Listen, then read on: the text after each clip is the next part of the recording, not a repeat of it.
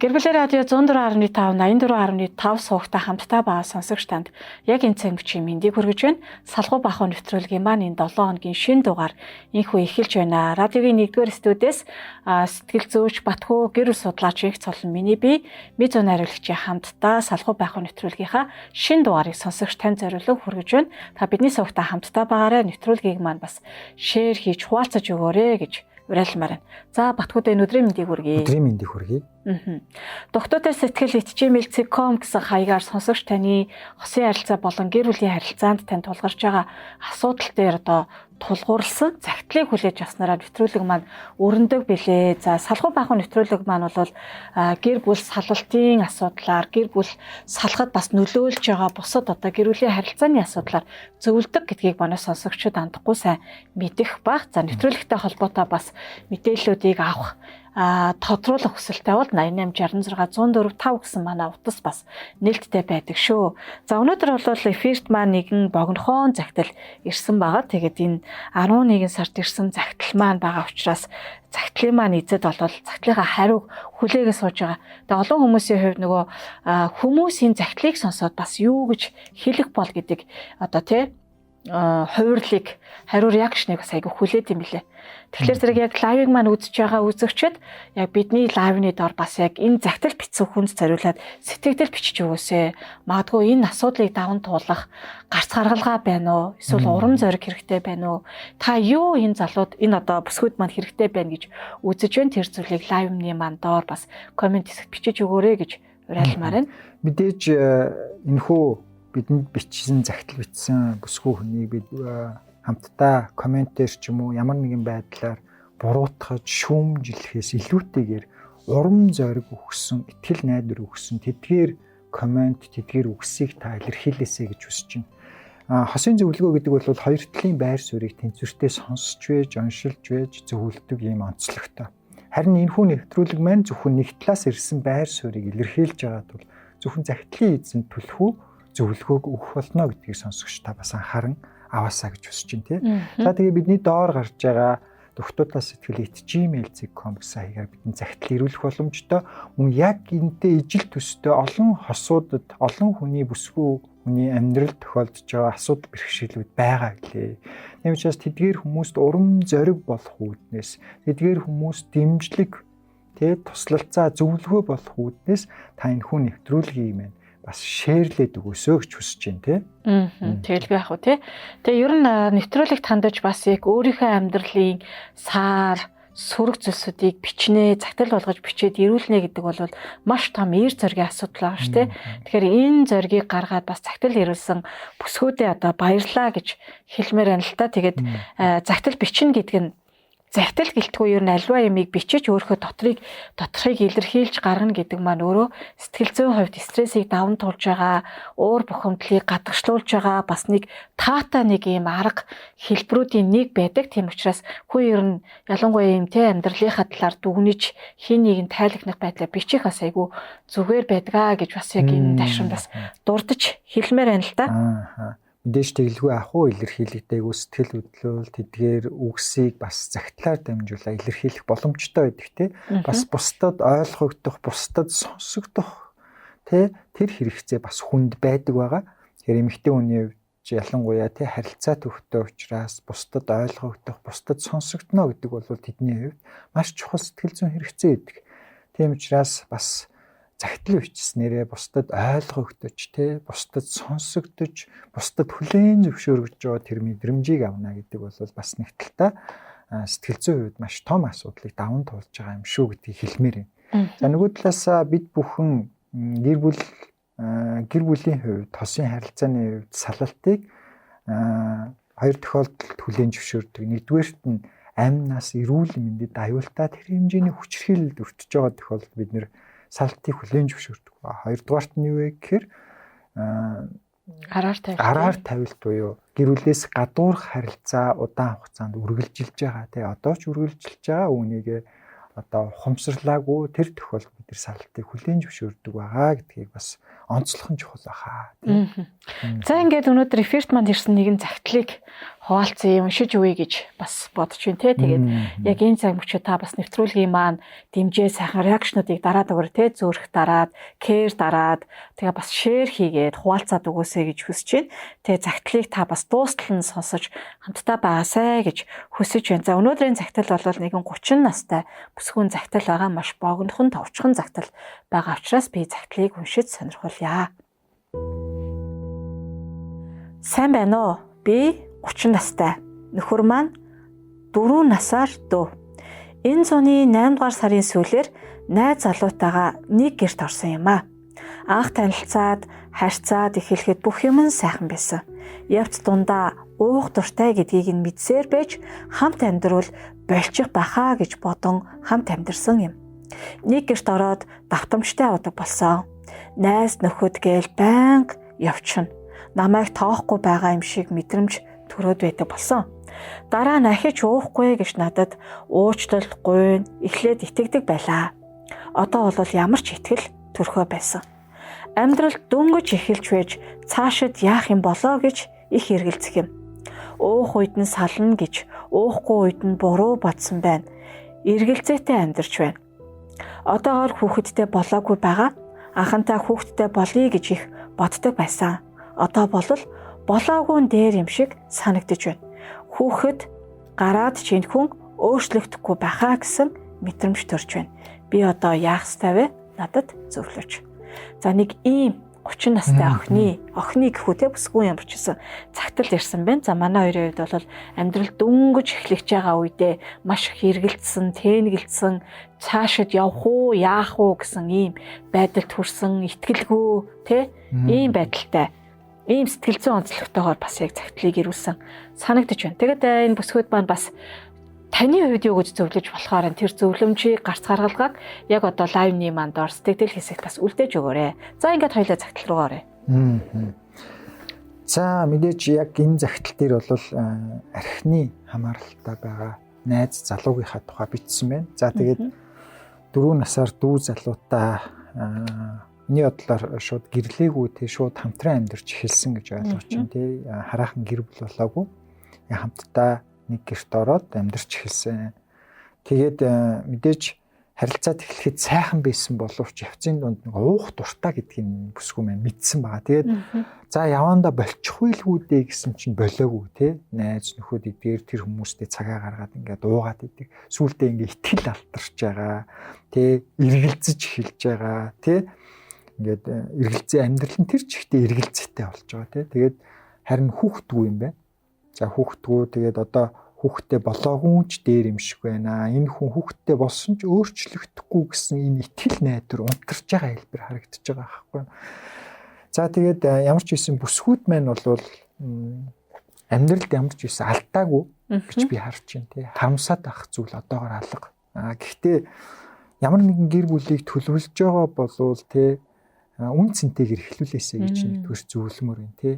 Яг л тэр нөгөө Монгол уламжлалаад байгаа бэр гүйдэг тий сүү тавьдаг тэгээ гэр хурмаа хийдэг ч юм уу тий заавал тийм сүртэй сүр бадруулсан хурим хийх албагүй тий өөрсдийнхөө боломжинд тааруулаад нөхцөл байдал тааруулаад ямар ч үсэн энэ зүйлсийг нөгөө ёс ямбар төр төмбөр гэдэг шиг тий яг ёс заншлихаа дагуу ингээ хийх нь өөрөө үн цэнтэй байдлыг бий болгодог. Эмэгтэй хүний илүү одоо үн цэнтэйгээр авч байгаа юм шиг тэр мэдрэмжийг эрэгтэй хүн бас төрүүлдэг байхгүй юу.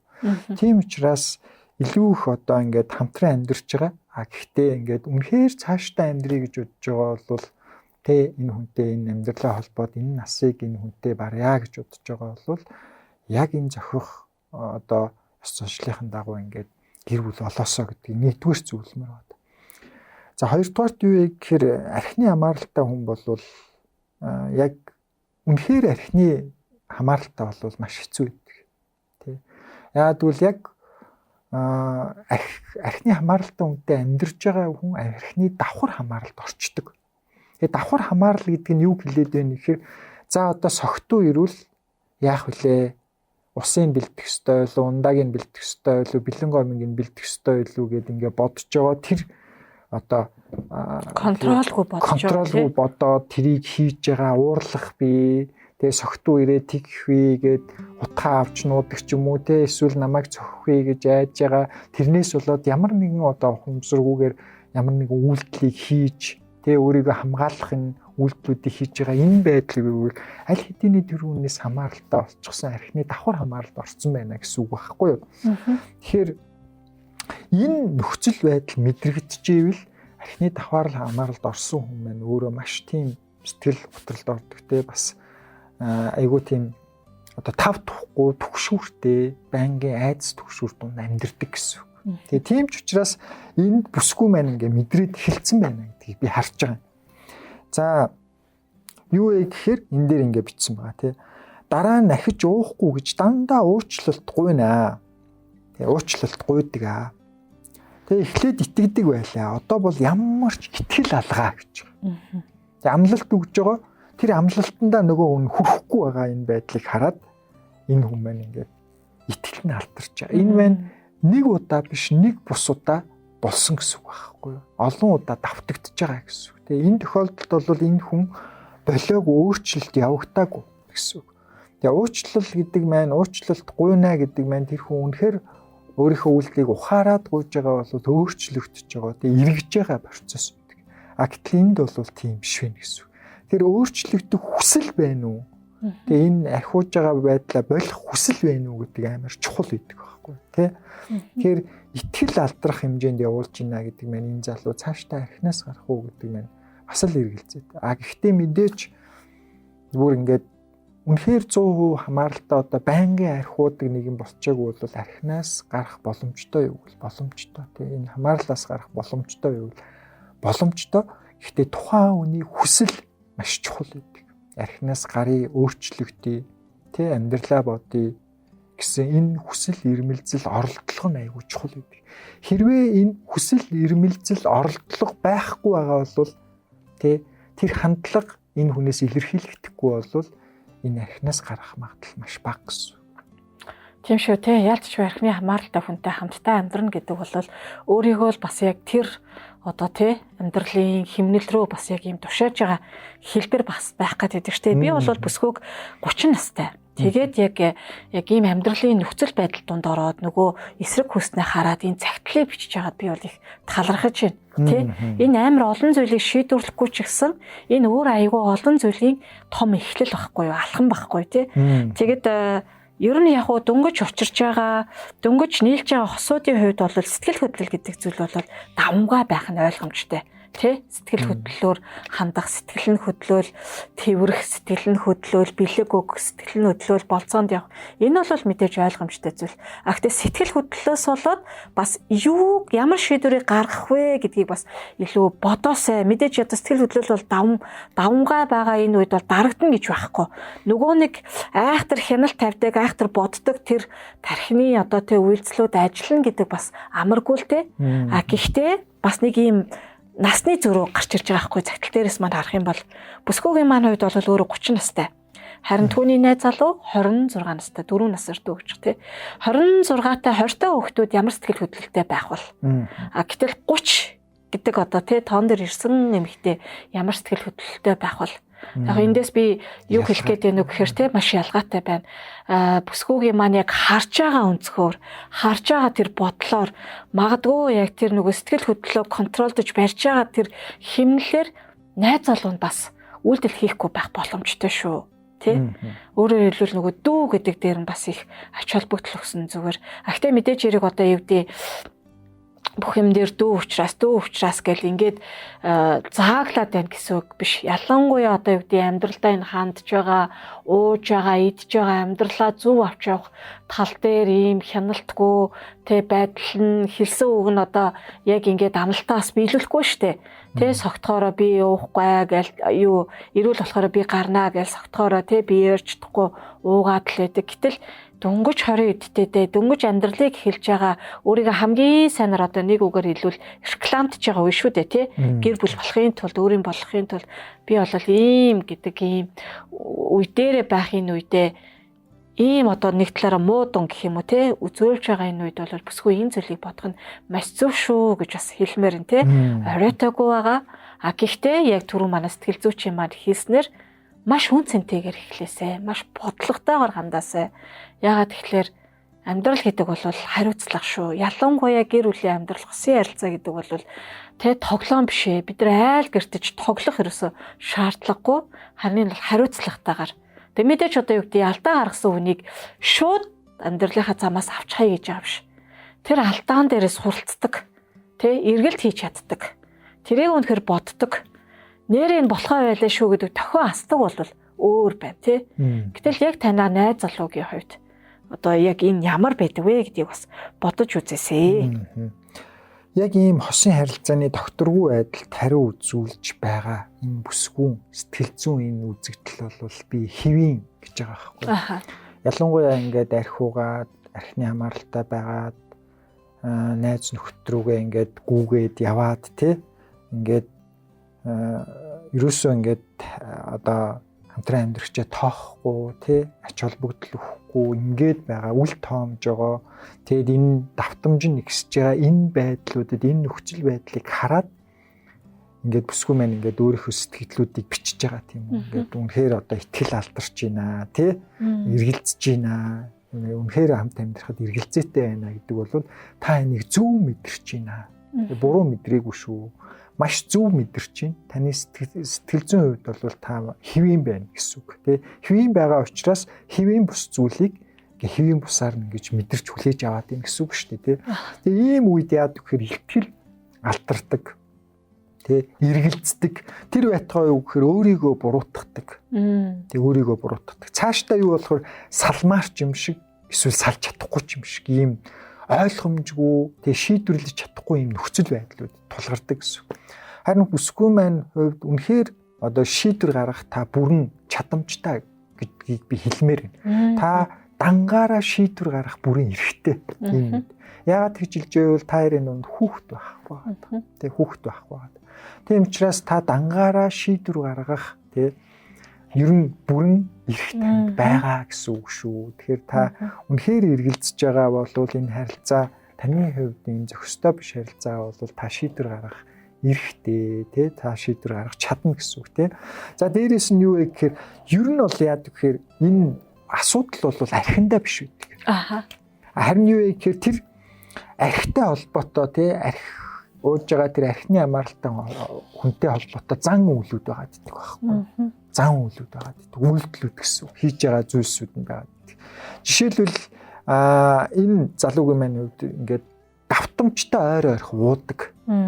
Тэгээ энэ асуудал нь ингээд энэ бүр зан үйл болцсон бүр ингээд хэвшсэн зуршил болцсон гэх юм Тэгээ дээрэс нь амлалтаа зөрчдөг уучлал гуйсаар л идэг. Тэгээ уучлал гуйгаал амлалтаа зөрчөөл уучлал гуйсаар л идэг. Энэ нь ингээд бүр ингээд байнгын давтамжтай болцсон.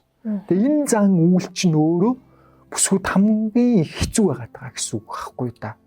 Тэгээ зүгээр ингээд хаяа нэг уучдаг байсан. Бас яа их. Гэтэл ингээд ойр ойрхон давтамжтай уудаг энэ зан үйл дээрээс нь би уухгүй одоо ингээ болж ийнагээ уучлал гуйсан хэрний амлалтаа зөрчиж байгаа энэ зан үйл эмэгтэй хүнийг ингээ хэцүү болгож идэг.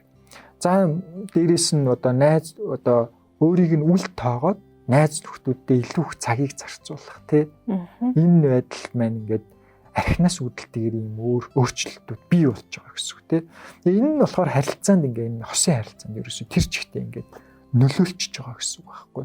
Тэгэхээр ер нь бол архины хамааралтай хүний зан үйлд хамгийн их өөрчлөлт ордог. Хамгийн их зан үйлд өөрчлөлт. Тэр зан үйл нь яадаг вэ? Эргэн тойронд байгаа хүмүүстэй хамгийн их сөрөг нөлөөллийг үзүүлдэг учраас эргэн тойронд байгаа хүмүүс нь тэр зан үйлээс нь болоод давхар хамааралд ордог. Өөрөө өөрсдөө хамгаалах механизм инстинкт дээр ажиллаж эхэлдэг гэсэн.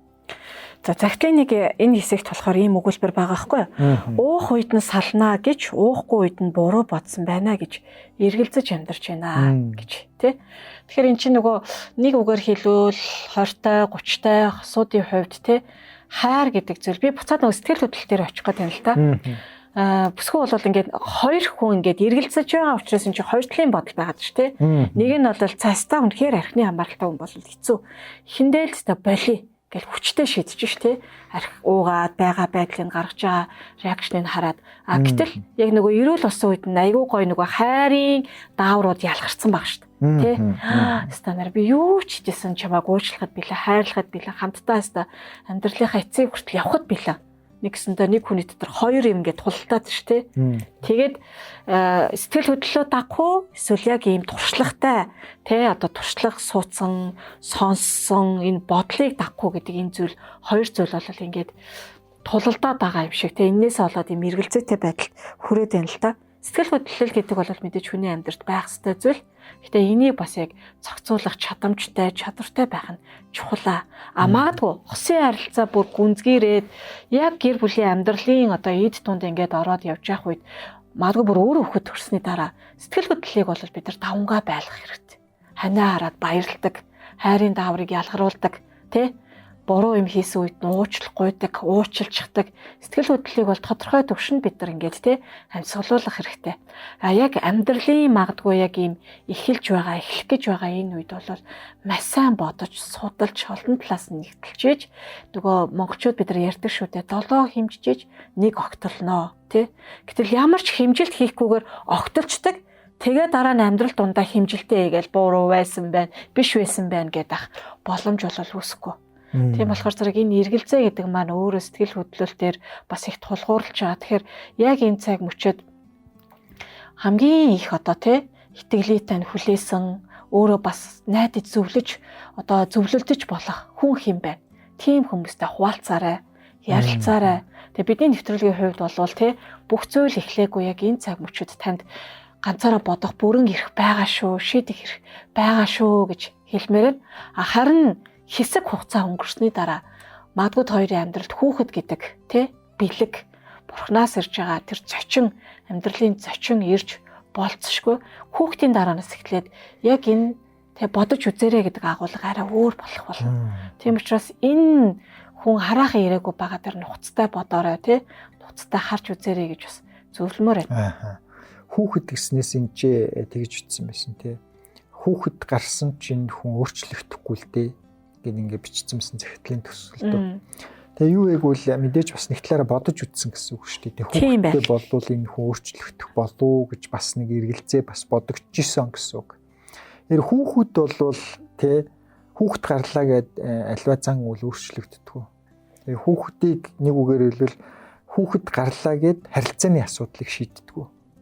Хүүхэд гарлаа гэд архины асуудлыг шийддэг. Хүүхэд гарлаа гэд тэ хүүхдэд тодорхой хэмжээний архины асуудалтай ийм орчин байх юм бол хүүхдэд харин сөрөг нөлөөтэй гэсэн үг байхгүй сөрөг нөлөөтэй.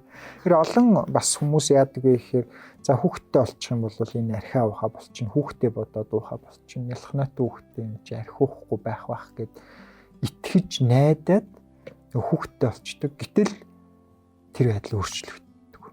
Тийм зан үйл олцсон учраас аль хэдийн өөрчлөгддөг. Тэгээд яадаг вэ гэхээр эцэстээ нөгөө хүүхэд маань бас давхар хамааралд ороод хохирогч болоод ингэ явцдаг ба. Тийм учраас тэ өөрөө өөрчлөгдөх хүсэл нь тэгээ тэр хүнээс өөрөөс нь гарах нь хамгийн чухал байхгүй. Өөрөө өөрчлөгдөх хүсэл тэмүүлэлтэй ээж ш тэр хүн өөрчлөгдөх эхлэл нь тавигдана гэсэн. Тэгээ түүнээс биш хүүхэд гарлаа гэд энэ хүн зан үйл өөрчилждэг юм асуудал биш ээ гэдгийг захидлын эзэн маань ойлгож байгаа гэж найдаж байна. Тэ За тэгэд захидлын бас хэсэг рүү харах юм бол найз нөхөд гээд байнга явцдаг намайг тоохгүй байгаа юм шиг мэдрэмж төрөөд байна. Дараа нь арх уухгүй гэж дандаа уучлахгүй эхлээд итгэн тэгээд одоо бол ямар ч итгэл байхгүй болсон гэдэг талаараа бол хэлж штэ тий. Бүсгүй маа нөгөө чухлын ирэм дарааллыг залуугаасаа бол мэдэрч байна. Тэгээ мэдээж гэр бүл болж байгаа яг энэ үед гэр бүл болсны дараа ч гэсэн хосын харилцаанд эхнэр юм уу нөхөр дандаа нэгт байна гэдэг шиг бол худлаа зүйл бол байхгүй. Тэр хүн дандаа л одоо тэр эмэгтэйг тооглоод эсвэл тэр эрэгтэйг анхаарад байна гэдэг бол бас айгүй өндөр хүлээлт тий. Тийм болохоор зэрэг энэ хүлээлтийг бас ингээд зохицуулдаг байх юм чухал. Гэхдээ яг эндээс энэ залууг одоо эхнэрээ тоохгүй байна гэдэг дээр ач холбогдлохоос илүү уухгүй гэж хэлчихэд амлчаад уучлалт гуйдаг. Тэ өөрөлд уучдаг. Уучлал биш уухгүй гэж амлчаад уучдаг. Тэгээд өөрөөр хэлбэл уучлал гуйх зүйлсүүдийг ингээ бий болгоод идэг. Тэгэхээр энэ хүн өөрөө амлсандаа хэр хүрдэг хүн бэ? Хэр өөрийнхөө одоо ийм сөрөг дадлыг бас яг даван тийлэх боломжтой хүн бэ гэдгийг бид нар бас ингээд энэ хэсгээс нь ингээд таньж болохоор байгаа даахгүй. Тэгэхээр бүсгүн маань бас их олон зүйлийг харж авч байгаа хаа гэж бодож байна. Тэгэд яг одоо нөгөө мэдэрсэн тэр мэдрэмжээ битгий бас үгүйсгээрээ. Тэ? Энэ хүний хувьд яг ийм сөрөг талтай юм байна, асуудалтай юм байна. Надад ингэж хандаатай байна. Энэ хүний хувьд найзууд чухал юм байна.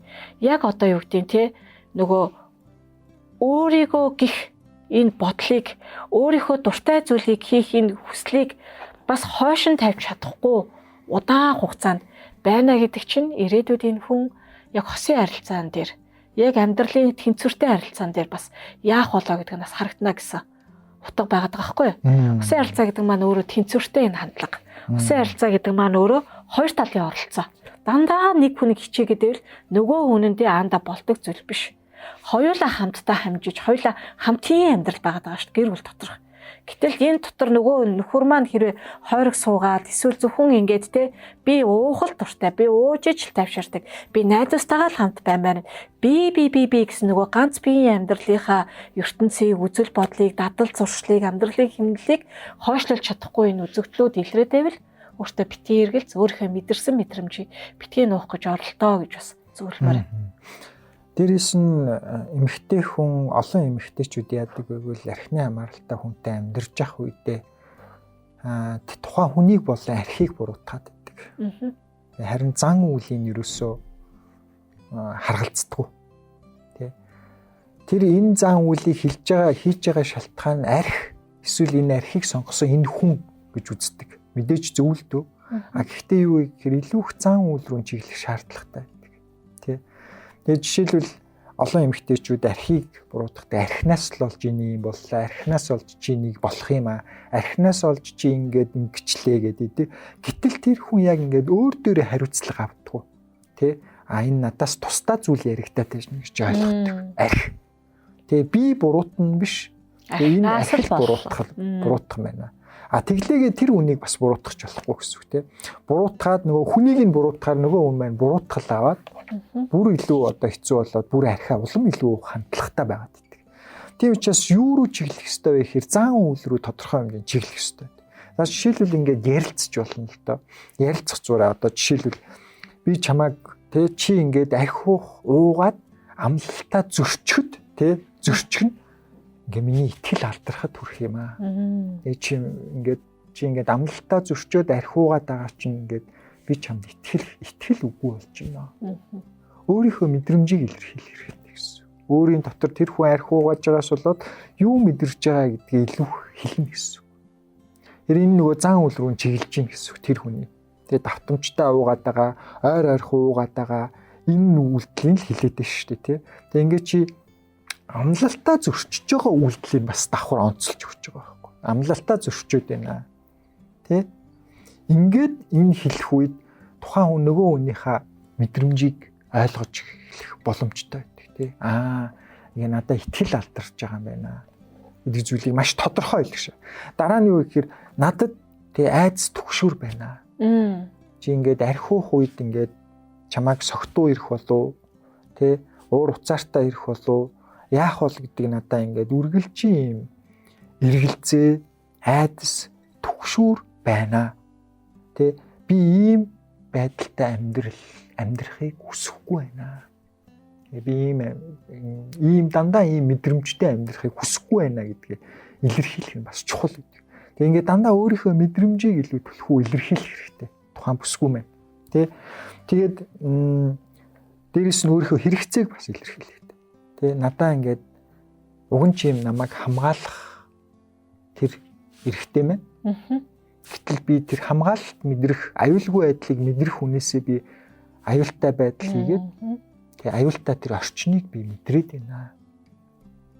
Тийм учраас надад маш тийм ямар ч хамгаалалтгүй аюулгүй орчныг би мэдэрч чадахгүй байна. Эсвэргээрээ би хамгаалалтгүй аюултай орчныг чамаас мэдрээд байна. Чиний хийж байгаа зүйлсээс мэдрээд байна гэдэг зүйлийг ингээд хэлэх хэрэгтэй.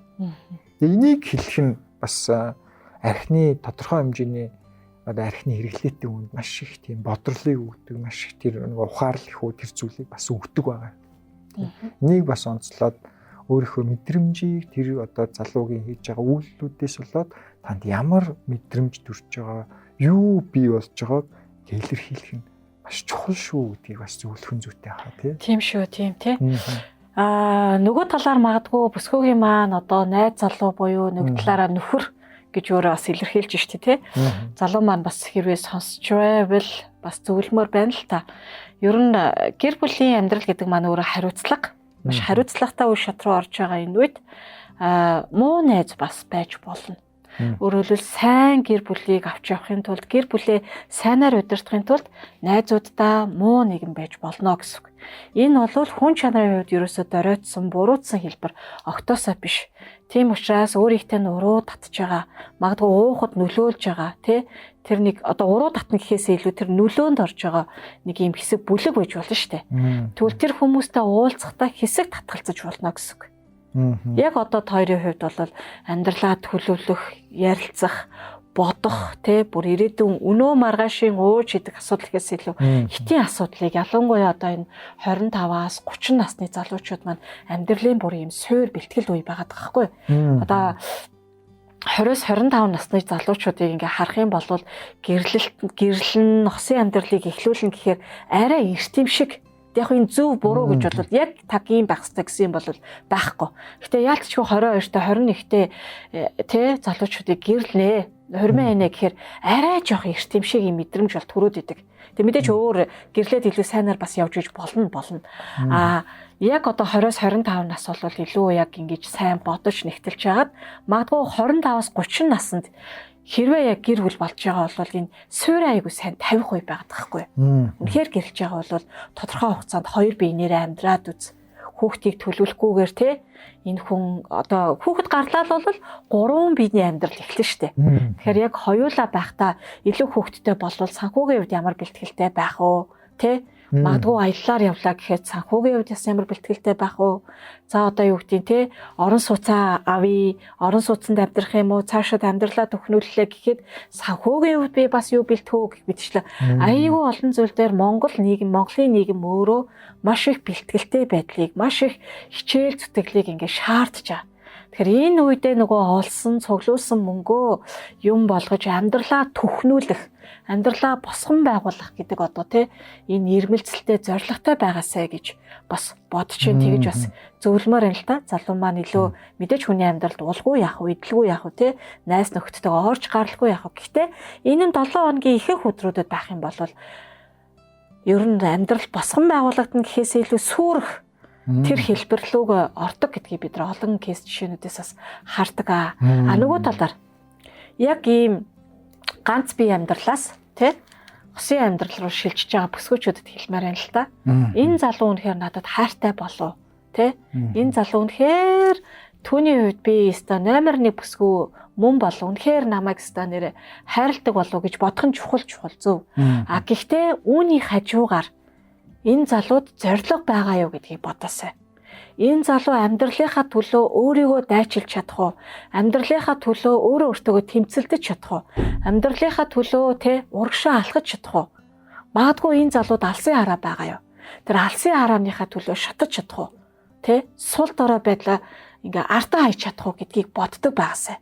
Зоригтой нэгэнтэй амьдралдаа эхлүүлээсэй. Мэдээж хайртай нэгэнтэй амьдрах нь чухал. Гэхдээ үүний хажуугаар зориг байгаа юу? Тэр зорилгыг бий болгохын төлөө ажилласаа, бий болгоос одоо ажилласаа гэдэг нь энэ тал дээр чиглүүлээсэй, дэмжээсэй Чиний амьдралын зорилго юу вэ? Чи амьдралаа ямар зорилготой байна гэж хардаг вэ? Чи ер нь эцэст мэдээж мөнгө олоод амьдралаа авч явна чухал. Гэхдээ чиний энэ хорвоо дэлхий дээр өгөх хувь нэмэр чи юу юм бэ? Гэдгийг нь сонирхоосаа, гэдгийг нь асуугаасаа, өнгөйгөөсөө зүр сэтгэлд нь тийм одоо юу гэдэг жишээлбэл эмэгтэйчүүдийн төлөө. Жишээлбэл одоо улсын хорны хөгжлийн төлөө гэл хүн болгонд нэг юм тодорхой зорилго хүсэл мөрөөдөл байгаа шүү дээ. Тэр зүйлдээ хэр шатаж яваа хүн бэ гэдгийг нь бас анзаардаг байгаасай. Харин энэ зүйл байхгүй бол үнийг ярилцаад үз. Тэгээ энийг ямар ч сонирхох бодлого, энийг ямар ч оошоох юм хүсэлгүй болвол энэ өөрийгөө амьдрал бэлдсэн нэгэн бас биш байна гэж харж болно гэж зөвлөмөр. Тэгэхээр хүүхэд хүүхдтэй өөр хүүхдтэй болохоос өмнө энэ харилцааг нэгтэлж тий илүү их бие биенээ таньж мэдж бас гэр бүл болчоогүй болвол тий хормоо хийчээгүй болвол хүүхдтэй болчоогүй болвол энэ бас тодорхой хэмжээгээр татгалзаж болдог, салж болдог харилцаа гэдгийг ойлгосоо гэж тий. За дээрэс нь юу вэ гэхээр мөн ингэсэн байна. Энэ архины хамааралтай л асуудалтай л бүсгүй маань ингээд тэмцэхийг хүсээд байгаа. Ингээд тэмцээд энийг л болиулчвал уг нь энэ залуудаа ингээд би бол хайртай гэдэг илэрхийлэмж байгаад байна гэж ингээд ойлгоод байгаа. Тэ тэгэд тодорхой хэмжээний хил хязгаарыг тогтоож өгөх хэрэгтэй гэдэг. Тэгээ ингээд тогтоож мэдүүлэхгүй болвол энэ ингээд үргэлжлээд ээж болох юм байна гэдгийг ингээд нөгөө хүмүүс маань ойлгочих гээд. Тэгээ ингээ уугаад яваад ижлэх юм амлалтгүй зөрчөөд ингээд яваад иж энэ угаасаа надаас салж чадахгүй гэдэг ч юм ийм ойлголт суучвал ингээд энэ бол насан туршдаа баг өөрчлөгдөхгүй зуршил болоо авчна гэсэн. Тэгэхээр юу гэхээр тодорхой хил хязгааруудыг ингээ мэдүүлж те ингээ надад тодорхой ийм хил хязгаар улаан давх эсвэл улаан шугам гэж байдаг юм а гэдгийг ингээ мэдрүүлэх гэхээс илүү мэдүүлэх хэрэгтэй болдог. Энэ сүрдүүлэх биш. Тэгээ энэ бол өөрийгөө хамгаалах оролдлого байхгүй. Шийдвэр бас нэг талаа шийдвэр байхгүй. За жишээлбэл яаж айгаад идэх штэ. Би ингээ хэлчихвэл намайг хайчих болов. Тэ эсвэл надад уурлах болов гэд айснасаа болоод нэг хэлэх хэрэггүй юм шиг тий. Гэтэл энэ бол ерөөсөө нэг юу гэдэг буруу юм хийж байгаа хэлбэр биш байхгүй юу? Яг хамгаалалт гэдэг үг айгуу тохиромжтой. Тий өөрийгөө ингээ хамгаалж байгаа оролдлого байхгүй юм чинь. За жишээлбэл ингэж хэрвээ тэр хүн ингээд амлалтаа зөрчөөд ийм байх юм бол ингээд сануулах хэрэгтэй. Хэрвээ чи тий дахиж цогтуу ирэх юм уу намайг орхиод явах юм бол тий ингээд орхиод явах юм бол магадгүй би ингээд аюулгүй орчныг сонгох болно. Тэгээ аюулгүй орчныг сонгоно. Яагад бол чиний ингэж ирээд байгаа чинь намайг орхиж яваад байгаа. Эсвэл юу гэдгийг цогтуу ирээд байнга архууж ирээд байгаа чинь миний эргэн тойрон орчныг ингээ аюултай болгоод байна. Тийм учраас хэрвээ чи дахин энэ зүйлийг хийх юм бол би орчноо солих болно гэдгийг мэдүүлэх хэрэгтэй. Нэг үгээр хэлбэл би чамаас салахгүй ч гэсэндээ тусдаа амьдрнаа. Магадгүй. Тэрийг илэрхийлэх хэрэгтэй. Энэ хил хязгаар тогтоож штэ. Энэ хүртэл би зөвшөөрнө. Тэг ингэж. Хэрвээ дахиад бүр энэ тэг цаашлаад хിവэрэ байгаад байх юм бол энэ харилцааг би эргэцүүлж үзэх болно. Тэг би энийг эргэцүүлэх болно. Энийг зүгээр сүрдүүлж тэр хүнийг засан залруулж айлгахын тулд биш. Нөгөө талдаа үнэхээр энэ хിവэрэ үргэлжлээд байвал та энэ харилцааг үнэхээр эргэцүүлэх хэрэгтэй гэдгийг хэлээд байна гэсэн үг тийм хэлж байгаа шүү. Тийм учраас зарим хүмүүсийн хувьд зүгээр ийм зүйлээр сүрдүүлэх хийгээд торгой эсвэл сүрдүүлэх хийгээд жоохон үзий гэдэг ийм зүйл байна. Тэ зүгээр эн чи сүрдүүлэх хийх зүйл биш ээ. Тэгээ энэ бол хэрэгжүүлэлт байх ёстой. Хэрэгжүүлдэг байх хэрэгтэй. Тэ энэ зарчмыг энэ бүсгүй тавиасаа энэ хил хязгаарыг тогтоогоосоо гэж миний хүсэж. Тий, нөгөө талаараа бас энэ зөвхөн бүсгүй өөрийнхөө амийг бодсон хэлбэр бас биш байхгүй юу? Энэ залууд магадгүй одоо тий, ер нь одоо партнертой гэхүү, хостоо гэхүү яг сөрөг ийм дадалтай, зуршилтай, өөрийгөө одоо муу зүйлд ингээд тий, тушаагаад гэхүү тий, ямар ч муу зүйлд ийм байгаа үйлдэлтэй байгаа үед яг ийм нөгөө хаалтыг хийн, ийм одоо тий шаардлагуудыг тавина, үгсүүдийг хэлж гинэ гэдэг чинь тэр хүний хувьд магадгүй хоёрын хувьд харилцаач зогсож болно. Мэдхгүй тий үр дүн яаж гарахыг мэдхгүй. Гэтэ энэ хүний хувьд нэг зүйлийг бодож нөгөө зүйлийг ухаарах мөч бас байж болно. Тий. Өөрөөр хэлбэл энэ залуу чи хайж байгаа хэлбэр ерөөсөө биш байхгүй юу? Зөвхөн өөрийнхөө амийг бодоод өөрийгөө л ингээд тэр хүнийг орхиод бүтлгүй харин далай думбуулаад тий хаяад орхиод явж байгаа хэлбэр ерөөсөө биш. Магадгүй тэр хүн эндээс босож болно, ухаачж болно. Энийг тий хайж болно. Тэгэхээр энэ илүү зүв байж болно. Одоо манайхны нөгөө хэлдгэр энэ нэг талаараа уналт шүү дээ тий. Гэтэ дээшээ уналт. Илүү тий дараагийн шатанд гарсан, ухаарсан, ойлгосон, тий ухамсарлсан ийм байдал руу бас хүргэж болно шүү дээ. Нөгөө тал дээр архины хамааралтай тэр залууга чи асуудал гэж ойлгуулах юм бол энэ залуу бүсгүйгээс зайгаа барих бас нэг шалтгаан болно. Улам илүү архи руугаа тэмүүлэгч гэдэг юм болдог. Олон хүмүүс архи ууж байгаа хүнийг асуудал нь чамд байна гэж ярих гаддаг. Тэгж илэрхийлэхээс илүүгээр тий энэ асуудал нь чи гэж хэлхээсээ илүүтэйгээр бидэнд те сайжруулах ёстой талбар байна. Бидэнд өөрчлөгдөх ёстой талбар байна гэж илэрхийлэх нь айгүй чухал байдаг. Тийм шүү. Бидэнд өөрчлөгдөх ёстой зүйлсүүд байна. Хэрвээ чи ингээд архиа уухгүй ч юм уу энэ зүйлийг ингээ хийхгүй байвал бид нэр илүү тайван амьдралаар амьдрах гээд байна. Илүү бид хоёрын харилцаа тайван байх гээд байна. Эсвэл би баярлах гээд байна. Эсвэл магадгүй хамтдаа сэтгэл засалч юм уу сэтгэл зүйч дээр очиж болно шүү дээ. Тэ сэтгцэн эмч дээр ч очиж болно. Тэ энэ архины хамааралтай холбоотойгоор. Тэ би энэ дээр очихыг хүсэж байна. Эмэгтэй тэ би ингээд магадгүй сэтгцэн эмч дээр очихыг хүсэж байна. Гэхдээ чи надтай цуг очивол би илүү баярлнаа. Тэ ийм байдлаар хамтдаа очиё гэдгийг бас илэрхийлж болно гэсэн үг байхгүй.